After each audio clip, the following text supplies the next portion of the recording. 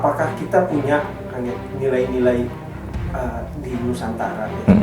Apakah kita punya daya tahan untuk menahan seperti ini atau tidak sih? Oke. Kalau yang Balik lagi. Sekarang para ahli sedang berusaha untuk mencari vaksin ya kan, antivirusnya kan. Antivirus. Dan ternyata pula balik lagi di awal kita bicara masalah kenapa masyarakat kota lebih rentan terhadap masyarakat dibanding masyarakat kampung. Oke. Apakah kita punya konsep bagaimana menangani virus ini? Jelas itu kita serahkan pada ahlinya. Jadi saya tidak mau sok tahu gitunya. Hanya meureun gini lah. Itu kan masalahnya kan sistem imunisasi tubuh, sistem imun, ya kan. Sebenarnya konsepnya ada di situ kan. Orang sehat itu bukan steril. Orang sehat adalah orang yang dimasuki oleh segala macam penyakit yang sudah dilengahkan, sehingga kita buat antibodi. Jadi saat penyakit masuk kita punya daya tahan, itulah sehat. Nah, kita ini seorang kampung dibiasakan bergaul dengan tanah. Saya cut dulu Kang ya. Apakah maksudnya ini konsep sehat dan sakit di kita ini masih salah atau gimana maksudnya? Balik lagi tadi. Balik lagi. Saya katakan salah, mungkin terlalu jauh ya. Tapi ginilah, di TV sering kali kan muncul iklan-iklan sabun, iklan deterjen. Oh semuanya adalah bunuhlah kuman dengan produk anu. Produk anu ini kan sebenarnya kan buatan mereka yang punya duit, kaum kapitalis. Ya kan, yang mencoba menguasai dunia oleh produk mereka dengan membuat paradigma tentang sehat itu seperti apa. Konspirasinya ada di situ. Di situ, karena itu menyangkut putaran uang yang jumlahnya puluhan ribu triliun. Kebayangin kan? Ya. Puluhan ribu triliun loh. APBN kita cuma 2.000 triliun kan? Itu puluhan ribu triliun yang berputar di situ. Jadi terbayang seperti apa. Dan itu disajikan dalam TV-TV kita, di rumah tangga kita 24 jam satu hari dan 7 hari dalam satu minggu. Terus menerus dibenamkan pada otak-otak kita bahwa sehat itu adalah cuci dengan sabun anu segala macam, dan jauhilah tanah. Jauhi tanah. Kenapa? Tanah itu sumber penyakit. Lu gaul dengan tanah, lu penyakitan dah. Soalnya jadi gitu kan, anunya kan. Paling ada konsep orang tua kita dulu yang namanya itu kembang buruan. Kembang buruan itulah anak kecil usia 2-3 tahun yang berlepas. Kembang buruan itu Sunda atau apa nih? Buruan itu halaman. Oh, buruan itu halaman. Nah, kembang buruan, bunga halaman. Oh. Nah, orang tua dulu sudah kita ngajarkan ke sana bahwa umur segitu kembang buruan itu adalah anak-anak ke tanah. Mulai berhubungan dengan tanah. Siapa tanah? Ibu Pertiwi. Nah, saya ingat masih zaman kecil dulu main pasir kan, ada pasir kan di jalan gorowong, guguaan gitu kan, bikin kukuehan, bikin kencingin, kue gitu kan, bergaul dengan yang kotor-kotor, gitu kan. Tapi akibatnya apa? Bakteri yang ada dalam tanah tadi diam-diam masuk ke dalam tubuh kita dan buat antibodi imunisasi, sehingga muncullah anak-anak kampung yang lebih tahan dibanding anak kota. Nah, ini sebenarnya kan paradigmatik kecamatannya kan. Nah, dan itu adalah peninggalan orang tua kita dulu. Sejak zaman dulu, kita memang dibesarkan seperti itu. Atau dari kacamata psikoanalis contohnya, itu kan pada fase anal. Jadi fase oral itu 1 tahun, itu dalam buyan ibu. Fase anal usia 2-3 tahun. Jadi setelah fase oral, ibu dan masuk ke fase anal. Apa tuh anal? Anal kan dubur. Nah, kenapa dubur? Maksudnya kotoran. Fase berkotor-kotoran.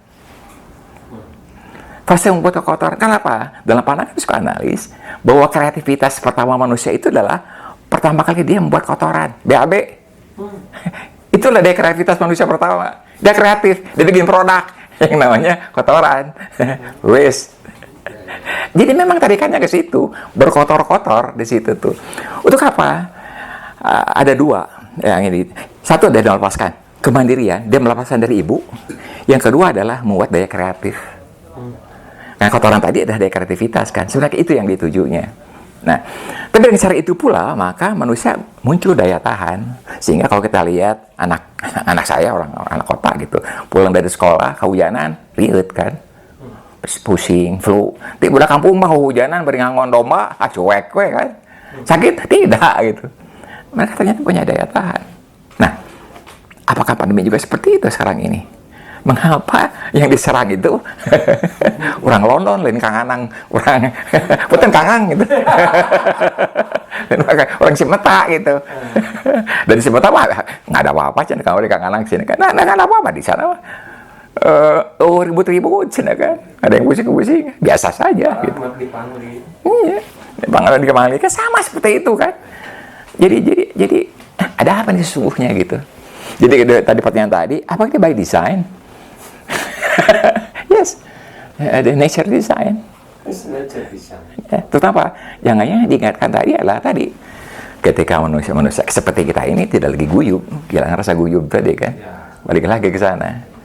Tidak guyub dengan para ilmuwan, tidak guyub di antara keluarga, dan tidak guyub di antara kita sesama, dan tidak guyub dengan Ibu Pertiwi. Oke. Kang Yayat, sedikit lagi nih, jadi timbul banyak pertanyaan nih. Lantas apa bedanya dengan herd immunity, Kang? Oke. Kayaknya jadinya sama. Ya. Herd immunity kan gini, manusia dibiarkan saja. Seleksi alam terjadi, gitu ya, payah jantung gitu ya. Sudah supaya produktivitas gitu kan soalnya. Gitu. Ya bisa-bisa saja demikian, tapi kan rasa-rasanya terlalu vulgar gitu ya. Jalan mata kan payah sorangan. Jadi kan soalnya kayak gini, yang sebenarnya kan akan menghilangkan sebuah generasi, nu karolo cenah payah heula gitu kan. Sebenarnya kan itu kan genocide sebenarnya kan. Yang akan dibunuh itu adalah mereka yang belum terbentuk imunisasinya itu bayi. Yang kedua yang sudah timbul komplikasi penyakit dalam dirinya. Jika ketika COVID masuk, komplikasinya makin kencang. Ini punya kematian. Berarti kalau gitu tadi imunis tadi jangan-jangan untuk memusnahkan sebuah lapisan dalam masyarakat.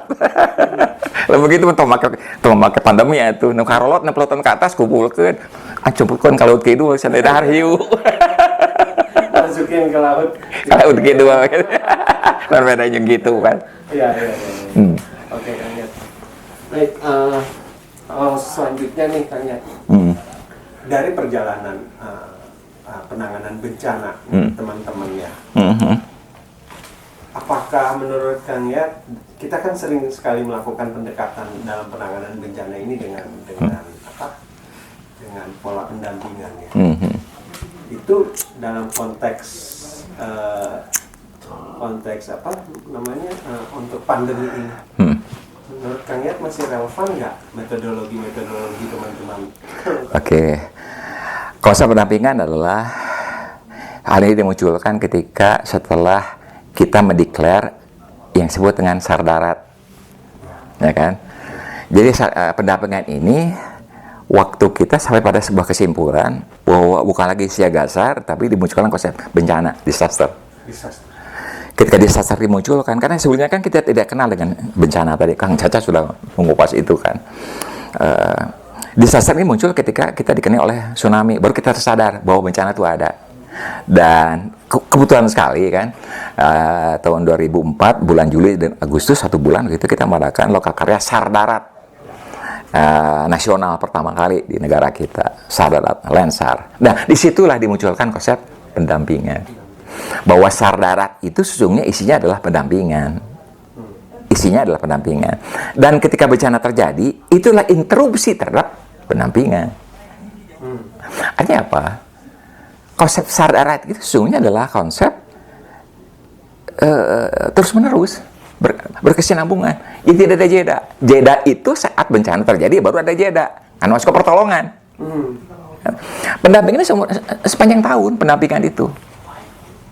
Jadi salah kalau begitu kita pada saat bencana baru saat bencana baru kita turun. Itu mah bukan SAR darat atuh. Kan kita sama-sama. Pendampingan itu terus-terusan seumur hidup. Jeda itu ketika bencana muncullah jeda pendampingan. Kenapa? Itu teruskan oleh pertolongan, evakuasi dan seterusnya. Makanya Kang Caca menyebutnya itu ilahar sudah pada tempatnya itu harus dilakukan. Iya. Itu sesungguhnya kan. Pendampingan gimana tadi? Ya pendampingan tadi memberikan literasi dan edukasi bagi masyarakat terus-menerus. Baik ada bencana atau tidak ada bencana. Baik sekedar ada pandemi atau ada longsor, ada gunung meletus, nggak peduli. at any time, terus-menerus sepanjang tahun. Itu sudah kita sepakati sebagai produk dari Lokakarya Sadar Darat di tahun 2004 tadi. Jadi saat kita bereaksi, kita ada bencana atau balik deui eta mah. Persoalan kita adalah masalahnya kan kita sadar bahwa ada sesuatu yang salah di sana. Tapi persoalan kita kan balik lagi tadi ke persoalan daya dukung. Kita tahu, tapi daya dukung kita kan yang terbatas. Tidak mungkin saya mendampingi sebuah masyarakat sepanjang tahun gitunya. Atau orang jadi orang lemur kan. Kudu pindah orang euy. Ke Cibeta gitu ya, atau ke Pangli gitu. Ini gimana maksudnya Kang Yayat? Ini mestinya pemerintah ini harus lagi ini. Nah, ini kan balik lagi kan. Ini sindiran buat siapa? Gitu kan orang kadinya tawa-tawa. Sana lah arahnya. Mangga, ini para kaum teknokrat dan kaum birokrat kan ya jelas bukan kita kan. Para teknokrat dan para birokrat. Kita urun pemikiran. Kenapa? Ini juga hasil kajian waktu Lokakarya Sadar Darat tahun 2004 itu. Ini loh hasilnya, outputnya. Bahwa dalam SAR darat itu, SAR laut, SAR udara, bencana dulu, baru kita pertolongan. Itu mah SAR laut, SAR udara. Tapi SAR darat itu bukan begitu. Tidak menunggu bencana. Tapi sepanjang tahun. Dan kita namakan dengan pendampingan. Artinya apa? Literasi dan edukasi menjadi ismas, bukan lagi opsi. Harus dilakukan. Persoalan kita adalah siapa yang melakukan itu?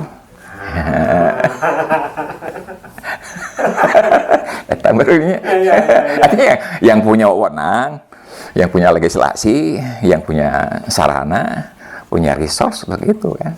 Ya, termasuk regulator nanti. Termasuk regulator. Bawa ngerti itu regulator. Soalnya aku nunggu hari kita. Aduh punten, direkam. Nanti dikat. Hanya dalam waktu 6 bulan di 2004 itu langsung dihadapkan dengan tsunami. Yes, betul. Aceh. Bukan main. Kita selesai bulan Agustus gitu kan. Bulan Agustus selesai, tiba-tiba Desember tanggal 26 tsunami. Buat kita, ya memang itu sebuah kejadian memprihatin. Tapi buat kita itu latihan. Bagaimana sebuah konsep yang Lokakarya ini langsung diterapkan di Aceh. Kerja praktek langsung kan. Dan berhasil, alhamdulillah kan. Si Kang CSS 6 bulan, 7 bulan kan. Gak nono kawin tadi ya, yang orang Aceh. Itu fakta itu. Oke. Sejauh ini yang saya tahu, karena kita terbiasa kan dengan melakukan setiap ada bencana, kita sudah punya SOP. Ya, SOP sudah kita buat kan. Alhamdulillah SOP ini sudah, walaupun masih bersifat ada yang preliminary, ada berpasang ijaz, tapi setidaknya kita sadar bahwa dalam kebencanaan selalu ada SOP yang harus kita penuhi kan. Itu harus kita jadikan standar dulu, dan kita akan mengikuti SOP tadi. Nah, dalam konteks pandemi ini, apakah kita sudah pada jalurnya atau belum? Itu mungkinnya. Kalau kita katakan konteks pencinta alam sudah pada jalurnya, kita memang agak bingung situnya. Dari kemarin seorang mahasiswa berteriak pada saya, Kang, aduh gimana nih? Kami tidak bisa kuliah karena sampai Oktober kampus ditutup. Ada lagi seorang mapala, Kang, karena kampus ditutup, seker kami ditutup. Kalau seker kami ditutup, berarti kami nggak bisa kumpul. Pengurus pada pulang, anggota tinggal mana? Nggak boleh keluar sama orang tuanya. Nggak boleh keluar orang tuanya. Jadi bingung kan. Nah, jadi kita bisa ada pertanyaan barusan. Apakah kita sudah sesuai dengan? Jadi jangan-jangan bahkan kita pun tidak siap gara-gara tadi, karena kita di lock gitu. Sekernya di lock, informasinya di lock, manusianya di lock, akibatnya kita tidak bisa berbuat apa-apa akibatnya, gitu ya.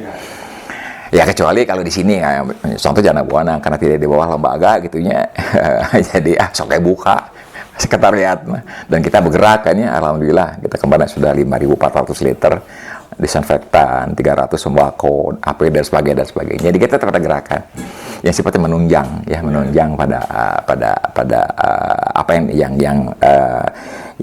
selama ini dikerjakan oleh pihak pemerintah. Jadi kita sebagai pengantar pemerintah lama ini itunya untuk memberikan tadi penerangan, literasi dan edukasi bagi masyarakat tentang apa itu pandemi, apa itu corona dan sebagainya. Saya melihat bahwa ada setiap lembaga dunia seperti WHO sekalipun, setiap dia mengeluarkan sebuah protap tertentu dalam waktu yang nggak terlalu lama, itu dikoreksi oleh dia sendiri. Apakah ini juga terkait kegamangan mereka terhadap disiplin-disiplin mereka, atau apa ini kan? Itulah abad 21 itu abad transisi. Jadi kita sebenarnya hidup dalam masa yang sangat disyukuri ya. Kita ada dari perabot modern kemarin abad 20 masuk abad 21 abad postmodern, dan kita ini sekarang di abad atau di zaman transisi. Transisi itu apa? Banyak kegamangan. Yang paham belum menyuruh sebagian. Kemarin Sabtu kemarin, minggu yang lalu saya diundang webinar oleh sebuah universitas di Bogor yang 100 orang yang pesertanya itu saya lihat profesor dokter unggul gitu ya. Anjir gitu profesor dokter unggul. Oke. Dan salah satu penggagasnya adalah topiknya bagus, yaitu peran aspek rohaniah di dalam membangun psikologi Islami. Aspek rohaniah untuk membangun psikologi Islami. Jadi bagus banget sebenarnya kan. Terus saya ikuti terus gitu kan. Akhirnya memunculkan sebuah konsep dari si penggagas ini bahwa ruhaniah quotient itu harus ada. Kenapa?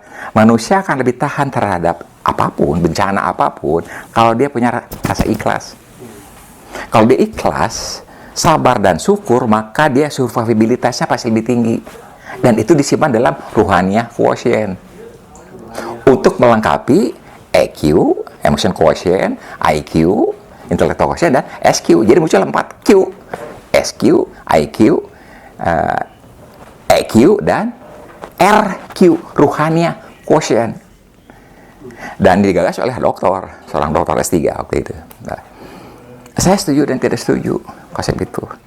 Setujunya memang betul dengan adanya konsep spiritualism tadi ya, bukan lepas dari agama Islam atau bukan, tapi ini spiritual sifatnya, bahwa perasaan ikhlas itu memang kan buat manusia lebih ridho, lebih rela, lebih acceptance, sehingga daya tahan dia terhadap penyakit atau apapun juga akan lebih tinggi. Itu make sense. Yang tidak setujunya adalah mengapa RQ dicampurkan dengan EQ, dengan SQ dan IQ. Itu bermasalah buat saya. Kenapa? EQ, IQ, dan SQ yang kita lihat selama ini, itu kan pandangannya dari Freud. Pandangan dari Freud. EQ, IQ, SQ itulah kamar-kamar terpisah yang tidak berhubungan. Ada hubungannya sama sekali. Sangat parsialistik. Sehingga seorang sahabat kita, nggak penting IQ mah, yang penting mah ESQ. Itu fakta kan?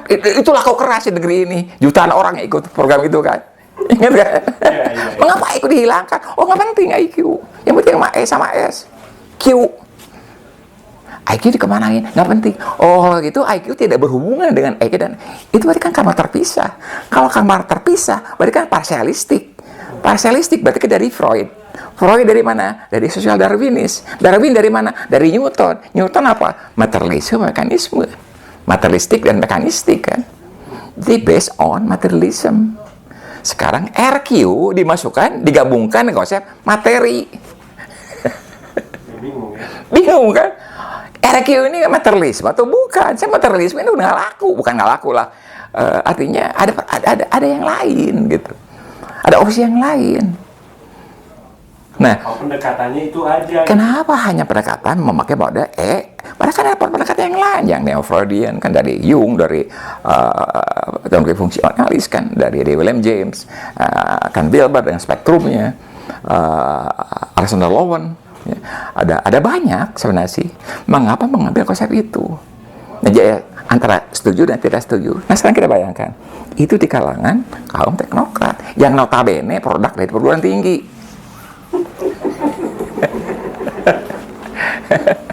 Yang itu. Jadi kegamangan ini ternyata bukan hanya dekat masyarakat rendah, di kalangan perguruan tinggi saja yang pusatnya para orang pintar tadi, ternyata ada kegamangan di situ. Ada banyak kegamangan ternyata di situ. yang seharusnya ilmu tadi guyub, ternyata kan tidak guyub, kan balik dikotomistik. Kata siapa? Teknokrat, birokrat lagi. Yang notabene produk di perguruan tinggi kita kan. Dari mana? Ini persoalan jadinya. Persoalan dasar bangsa kita di sana dalam konsep pendidikan ini. Jadi kegambangan tadi memang benar ada di mana-mana. Tapi sekali lagi, mungkin ini karena kita tepat di era transisi. Dari pandangan materialisme ke yang lebih maju lagi ke holistik gitu ya. Dari modern ke postmodern. Kalau bahasanya Kang Cacak dari antropo ke etno. Iya, dari mistis ke ontologis, ya kan? Bisa jadi gitu. Oke, Kang ya. Lebih menarik lagi ini. Adakah pesan-pesan Kang ya terhadap ya saudara-saudara kita sama pangan pecinta alam yang sedang bergerak membangun sesuatu di daerahnya, karena secara dampak ini sangat luas ya. Apa sih yang kira-kira yang perlu kita siapkan terkait pandemi ini? Ya, oke. Sejak awal, kalau saya bicara masalah konsep pendidikan, pecinta alam adalah sesuatu yang ideal. Kenapa ideal? Karena dia dalam pendidikan itu ada dua hal, hard skill dan soft skill. Hard skill dan soft skill. Dan di pecinta alam, dua-duanya ada. Hard skillnya ada, peta kompas, noting, dan sebagainya ada, itu hard skillnya. Tapi juga ada soft skillnya. Belajar tentang militansi, belajar tentang loyalitas, belajar tentang kreativitas, belajar tentang banyak sekali yang sifatnya persaudaraan. Gitu. Itu diajarkan dalam pecinta alam. Artinya adalah apa? Kalau kita bicara masalah kesiapan orang, pecinta alam mestinya siap dong. Kenapa? Dibekali dua hal tadi, hard skill dan soft skill.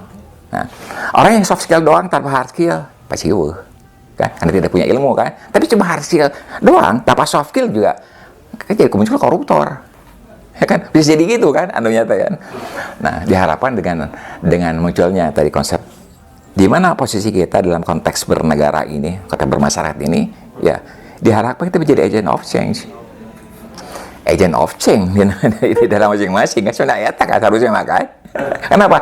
Karena kita punya dua-duanya, agen perubahan.